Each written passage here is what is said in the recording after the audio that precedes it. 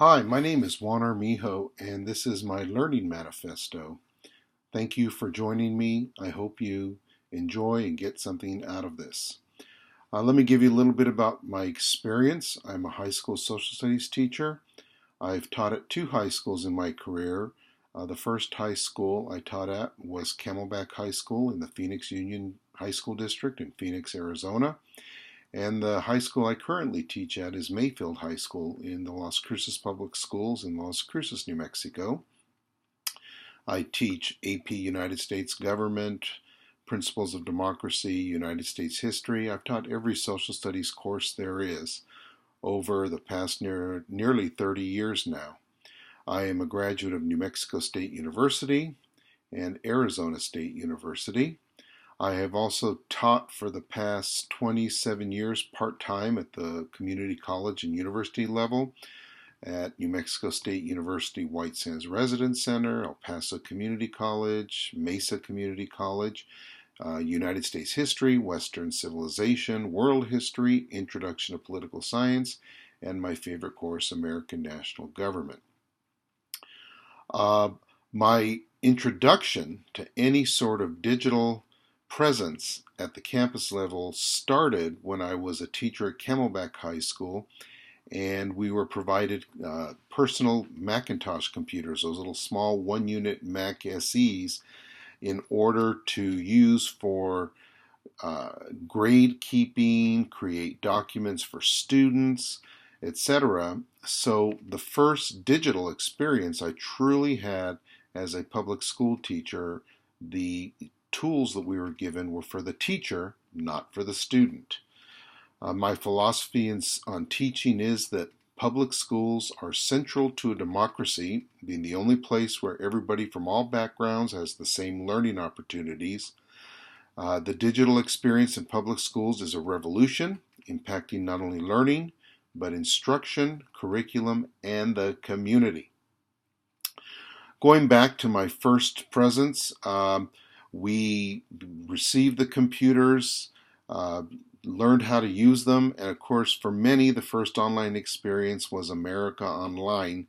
In our school, we didn't have any online presence, of course, until the internet came along. I can remember the introduction of the internet. It was when Bill Clinton was president, and Vice President Al Gore introduced it on the Today Show. It had been something that had been developed in the 1960s by the Defense Department for an intranet-type communication in case of emergencies. Our campus quickly after that began to discuss what to do with this new technology. The district asked all schools to create a campus technology committee, which I was a member of. Windows shortly thereafter began to introduce the first PCs as the competitor to Mac. And of course, as we know from the history of Apple, Apple became dwarfed in size to Windows because of their cost, their availability, their programs with schools to start with. The internet gave us opportunities in the classroom to use for research. We had small little carousels of Macintosh computers for students to go do research. We could do research, but the early internet and student use in the digital experience was very experimental. For example, one of the things that I continue to this day is I have my students visit the White House and do what I call a web tour.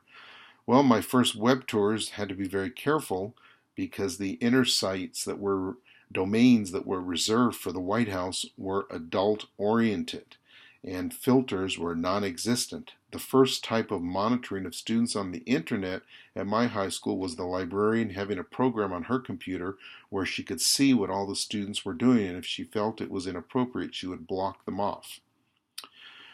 My first experience with any sort of digital platforms when I was teaching at Mesa Community College about 15, 16 years ago, Mesa began part of a trial with WebCT, and I was one of the first instructors there, even though I was part-time, to utilize WebCT in the classroom, and I eventually became a part-time teacher only teaching online through WebCT. Eventually they moved to Blackboard, and later on they moved into Canvas. So I have experience with WebCT, which was bought out by Blackboard, and Canvas. At the public school level, our first experience was about probably 9 years ago. The Public Education Department in New Mexico decided to create something called Ideal New Mexico. And prior to doing that, they wanted two online courses developed, especially for rural students, New Mexico History and Algebra 1. So I actually led a team that developed the New Mexico History course for the state for what it today has grown into a virtual high school statewide called Ideal New Mexico. In our district, we have something called the Virtual Learning Academy, which I've been teaching with since it started. I teach Principles of Democracy, New Mexico History, and not only do I teach, but I've been involved in quite a bit of course development, being part of the course development in New Mexico History, Principles of Democracy, the U.S. government course, and also I've been involved in course reviews, reviewing different courses that we've been doing the last year or so. I've been on some state committees dealing with our end of course exam and our state with curriculum. So I've tried to integrate those into the online platform. One of the things that I do is regularly I teach a Principles of Democracy class that is blended, so students spend at least 50 plus 1% of the time on Blackboard. The rest of the time is the classroom, so we blend what we teach so that the students can get distance learning credit. And at my high school, I've also taught full online classes. What are the emerging issues in digital technology? Well, a lot of them intertwine between local, state, national, and global issues, but to me, perhaps still a big issue is the digital divide. Who has access to the internet? Who has access to the tools? How does this hurt students? Locally, I know that the cable company and the phone company, Comcast and CenturyLink, offer discounted rates to students' families who qualify for the free federal lunch program and transportation programs and Title I programs that gives them even a laptop and low-cost internet access. So until we get that right, where there is no digital divide, not every student's going to have full access, appreciation, and the right to learn through a digital process. Uh, Policies are still emerging locally relating to the internet. What is the role of the social media? What can students view at school? What can teachers use in regard to digital tools online in the classroom? There are filters at school. In my district, YouTube is blocked from students. I find this sometimes to be really difficult because the White House recently changed all their videos at whitehouse.gov to YouTube. So if we go do a web tour of the White House, students can't see the videos, yet they're blocked to YouTube.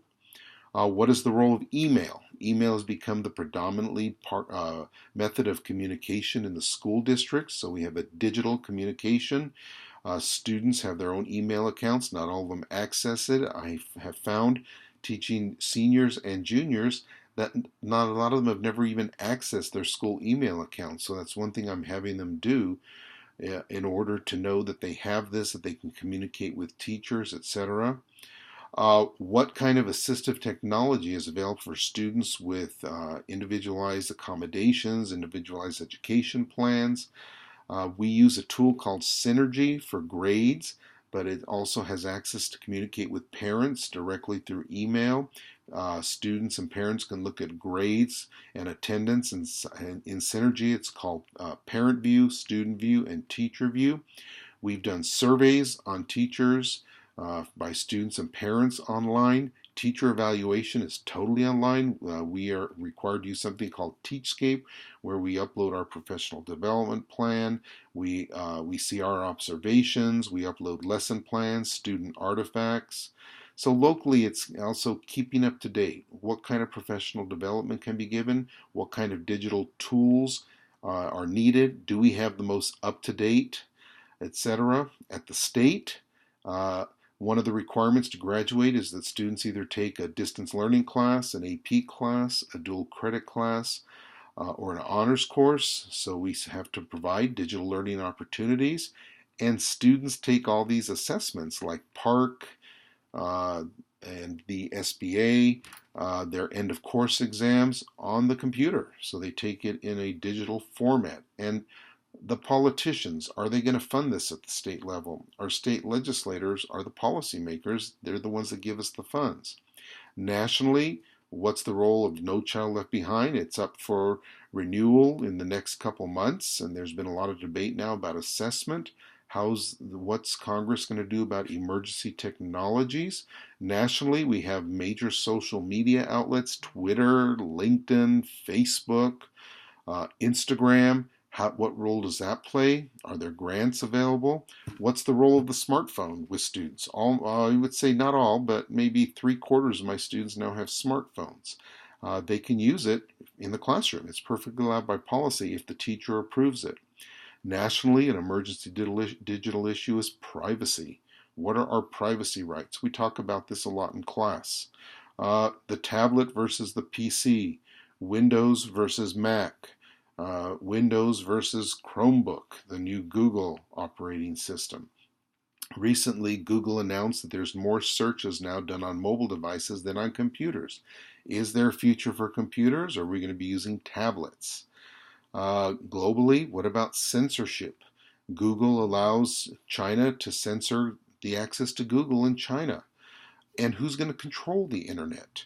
The United States has had a predominant control through the Commerce Department. Recently, there was a proposal to send that control to the United Nations. Who's going to control the internet? In the classroom, it's important. We use the internet and digital tools to read the news, to keep up on current events, to do assignments, projects, to communicate, grades. I use planbook.com for my lessons. I use Easy Test Maker for my development of my assessments. I've used Haiku to post presentations that students have created. They use Windows, PowerPoint. All students have access, I think it's a 4 or 5 year subscription to Windows Microsoft Office for free. Students use Prezi in my classroom. So I think that digital presence is important. My manifesto is that we not only maintain, but we improve and we increase the digital presence among students, that we make sure that students are able to become literate with the help of the digital tools and the digital presence in the classroom, and that all students have access, that there's no digital divide. I appreciate you listening to this. I'm attempting to use the iOS tool Photo Booth.